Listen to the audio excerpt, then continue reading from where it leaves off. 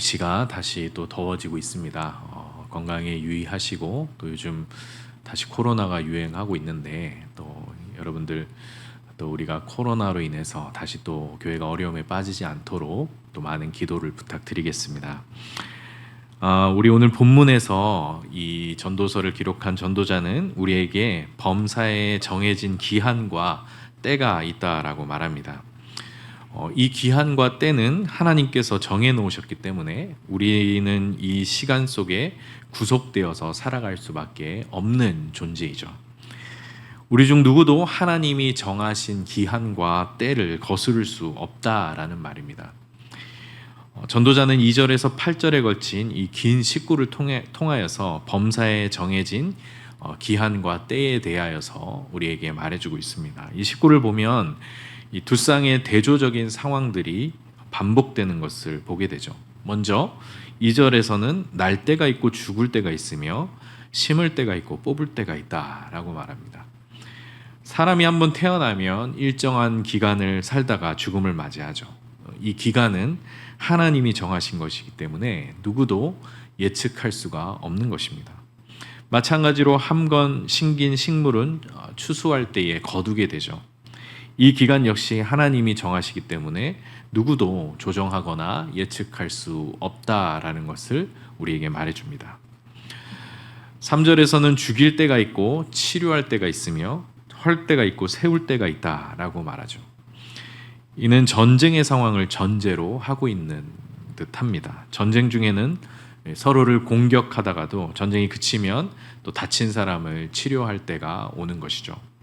마찬가지로 전쟁 중에는 상대의 성읍을 허물지만 전쟁이 그치면 무너진 성읍을 다시 세워야 합니다. 전쟁의 시작과 끝도 하나님께서 정하시기 때문에 사람이 그때를 예측할 수 없는 것이죠. 다음 4절로 넘어가면 울 때가 있고 웃을 때가 있으며 슬퍼할 때가 있고 춤출 때가 있다라고 말합니다. 이는 장례식과 혼인잔치를 대조하고 있는 것입니다. 장례식에서는 울어야 하고 슬퍼해야 할 때입니다. 반면에 혼인잔치에서는 웃어야 하고 또 춤을 춰야 하는 때이죠. 사람의 이 감정도 정해진 때와 상황에 따라 바뀌어야 하는 것입니다. 5절에서는 돌을 던져버릴 때가 있고 돌을 거둘 때가 있으며 안을 때가 있고 안는 일을 멀리할 때가 있다라고 말합니다. 돌을 던지는 것과 거두는 것이 정확히 어떤 행위를 말하는지 알기는 어렵습니다. 그러나 뒤에 나오는 문장과 연결을 하자면 돌을 던지는 것과 거두는 것 그리고 앉는 것과 앉는 일을 멀리하는 것은 모두 성적인 의미를 담고 있는 것으로 해석할 수가 있습니다. 율법에서는 아내가 월경인 경우에 잠자리를 자제하게 했습니다. 부부간의 성관계도 정해진 때에 따라 이루어지게 한 것이죠. 6절에 보시면 찾을 때가 있고 잃을 때가 있으며 또 지킬 때가 있고 버릴 때가 있다라고 말하고 있죠. 이는 분명 개인의 소유에 관한 때를 말하는 것으로 보입니다. 개인의 소유도 찾을 때가 있고 잃을 때가 있으며 지켜야 할 때가 있고 버려야 할 때가 있다라는 것입니다. 물론 그때가 언제인지도 하나님께서 정하시기 때문에 누구도 예측하기는 어려운 것입니다. 이어지는 7절에서는 찢을 때가 있고 꿰맬 때가 있으며 또 잠잠할 때가 있고 말해야 할 때가 있다라고 말하죠. 이 두 쌍은 정확히 어떤 연관이 있는지 알기 어렵지만 여러 학자들은 누군가의 죽음으로 인해 애곡할 때를 말하는 것으로 보고 있습니다. 애곡할 때는 옷을 찢게 되고 애곡이 끝나면은 그 옷을 다시 꿰매어 입었다라는 것입니다.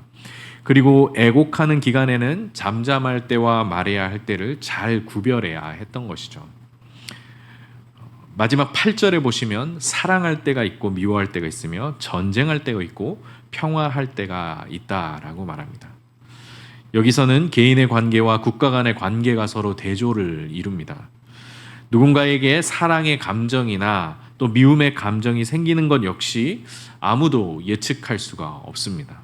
사랑했던 사람이 미워질 수도 있으며 또 미워했던 사람을 또 사랑하게 되는 때가 있다라는 것이죠. 더 나아가 국가 간에는 전쟁을 벌이는 때나 또한 평화를 누리는 기간도 하나님이 정하시기 때문에 사람이 함부로 예측하거나 그것을 사람의 노력으로 조정할 수 없다라는 것을 말해주고 있는 것입니다. 전도자는 이렇게 긴 식구를 통해서 하나님께서 정하신 시간에 구속되어서 살아가는 우리 사람들의 실상을 드러내고 있는 것입니다. 우리 중에 누구도 이 기한과 때를 예측하거나 조정할 수 없다라는 것을 말해주고 있죠. 이에 전도자는 9절과 10절에서 이렇게 고백합니다. 일하는 자가 그의 수고로 말미암아 무슨 이익이 있으랴. 하나님이 인생들에게 노고를 주사 애쓰게 하신 것을 내가 보았노라. 이 단락을 세번역 성경으로 읽으면 이렇게 됩니다. 사람이 애쓴다고 해서 이런 일에 무엇을 더 보탤 수 있겠는가? 이제 보니 이 모든 것은 하나님이 사람에게 수고하라고 지으신 짐이다 라고 말합니다.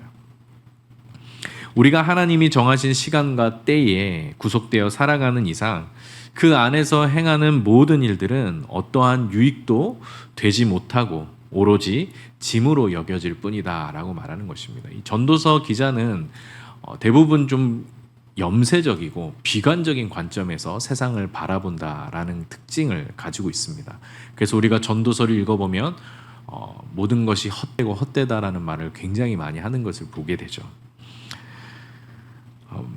물론 우리는 이러한 전도자의 부정적인 견해에 반박할 수도 있을 것입니다. 하나님의 시간 속에 살면서도 우리는 얼마든지 이를 통해서 유익과 보람을 느낄 수 있다라고 생각을 합니다. 전도자가 말하는 것처럼 하나님이 모든 시간과 때를 정해 놓으셨으니 우리가 하는 모든 일이 무익하다라거나 짐으로 여겨진다라고 말하지는 않는 것이죠. 그러나 우리는 전도서 2장 22절에서 전도자가 사람이 해아래 행하는 모든 수고와 마음에 애쓰는 것이 무슨 소득이 있냐라고 말하는 그 전도자의 말에 귀를 기울일 필요가 있습니다. 괜히 좀 심술을 부리는 것처럼 이런 부정적인 얘기를 쏟아놓는 것이 아니라 전도자도 어떤 상황을 바라보면서 자기 앞에 놓여진 그런 상황들을 바라보면서 이러한 관점을 말하고 있는 것입니다. 여기서 전도자는 우리가 수고하며 애쓰는 것에 대한 정당한 보상이 주어지지 않는 그 현실을 비판하고 있는 것입니다. 자기가 수고한 것에 대한 성취와 대가를 다른 사람이 누리고 심지어 자기가 알지도 못하는 사람들이 그 이윤을 가져가는 그 불합리한 상황을 꼬집고 있는 것이죠. 지금도 우리는 심각한 빈부의 격차를 경험하며 살고 있으며 또 불로소득으로 엄청난 이득을 챙기는 사람과 또 노동자들이 노동의 대가를 정당하게 받지 못하고 또 그 이윤을 자본가들의 배만 채우는 모습들도 우리는 보게 됩니다. 해안의 모든 수고와 애씀이 무익하다고 외치는 이 전도자의 외침은 지금 우리에게도 얼마든지 적용될 수 있는 상황이라는 것이죠. 우리가 아무리 노력하고 애쓴다 해도 그에 따른 정당한 대가와 보상을 받지 못할 때에 우리도 전도자와 같이 우리가 수고한 것이 헛되구나, 우리가 이렇게 애쓰는 것이 아무 소용이 없다라고 외치게 된다라는 것입니다. 그러나 우리가 아무리 이러한 부조리와 맞서 싸운다 하더라도 하나님의 때가 아니면 아무것도 바뀌지 않는다라고 전도자는 우리에게 말하고 있습니다. 마찬가지로 우리가 사회의 여러 문제와 갈등들을 경험하면서 살지만 그것을 해결하는 일이 좀처럼 쉽지 않다라는 것을 느끼게 되는 것이죠. 노사 문제나 장애인 문제나 인구 감소 문제, 또 최근에 불거진 교권 문제, 그리고 남북 통일 문제와 기후 위기 문제 등 이런 여러 가지 복잡하고 한 문제들이 한순간에 쉽게 해결되는 일은 없다라는 것입니다. 이런 문제들은 우리가 아무리 애를 쓴다 그래도 좀처럼 해결되지 않는 문제들에 해당합니다. 전도자는 이러한 문제들을 해결하려는 우리의 수고와 노력이 필요 없다라고 말하는 것이 아니라는 것을 우리는 기억해야 합니다.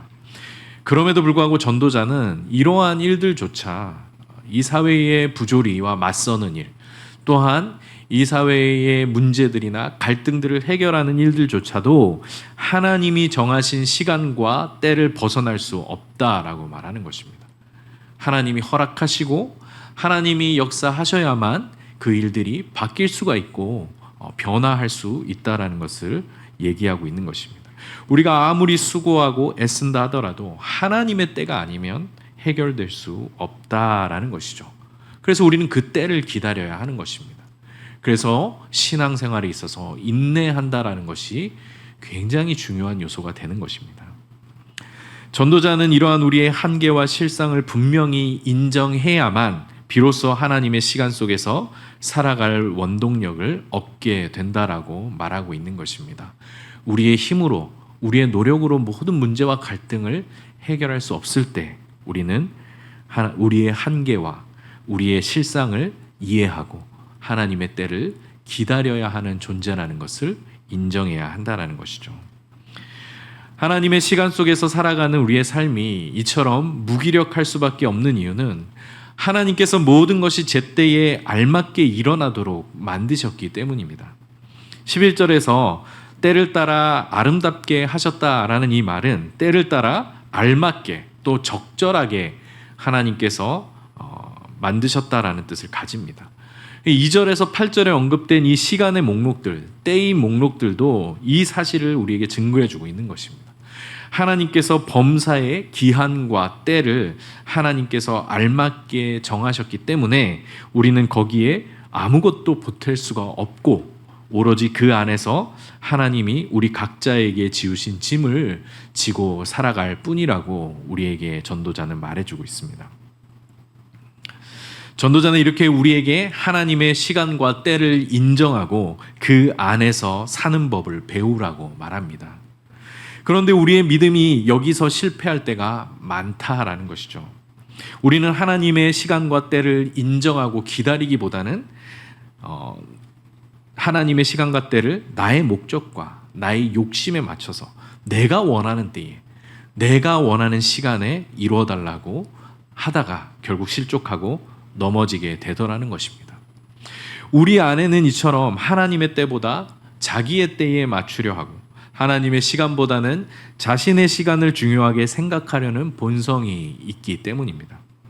하지만 전도자는 우리가 이러한 본성을 거슬러서 하나님의 때를 기다리고 하나님의 시간 안에서 살아가는 법을 배울 때에 비로소 우리는 인생의 허물을 극복할 수가 있고 하나님을 섬기며 살 수 있다라는 것을 우리에게 가르쳐 주고 있는 것입니다. 11절 중반절에서 하나님은 사람들에게 영원을 사모하는 마음을 주셨다라고 말합니다. 우리가 비록 하나님이 정하신 시간에 구속되어서 살고 있지만 그 마음속에는 영원에 대한 감각을 주셔서 그것을 소망하며 살게 하신 것입니다. 하나님이 정하신 때와 기한을 우리도 잘 알고 있지만 또한 하나님께서 우리에게 허락하신 그 영원한 생명, 영원한 소망을 바라보며 살게 된다라는 것이죠. 그러나 11절 하반절에 보시면 우리가 하나님이 하시는 일의 시종을 측량할 수 없게 하셨다라고 또 말합니다. 그러니까 전도자는 이렇게 희망적인 얘기를 하면서도 그 한계를 분명하게 우리에게 얘기를 해줍니다.